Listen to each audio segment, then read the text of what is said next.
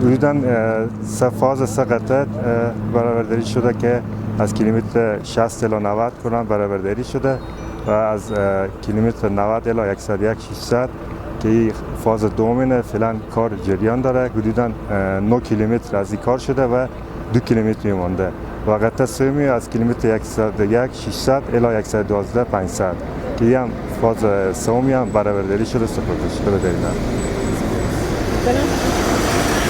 فعلا کار چگونه جریان داره؟ چند نفر کار میکنن در این پروژه اینو؟ فعلا امروز اسفالت داریم. لایه اسفالت کلا تکمیل شده و امروز به اسکورس هفته پیش انداخته شده بود. امروز لایه بندر که امروز اسفالت جریان داره. کار ما حدوداً 150 پرسنل داریم، حدوداً انجینیرها و تکنیک‌کارا 150. اگر باز هم اشاره داشته باشیم مقدار جایی که مانده، کاری که مانده چقدر هست و چه زمان تکمیل میشه؟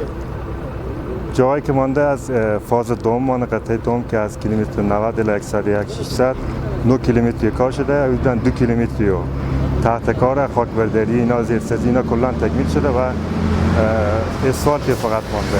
حدوداً شاید از 15 الی 20 روز آینده پروژه تکمیل شه ان شاء الله.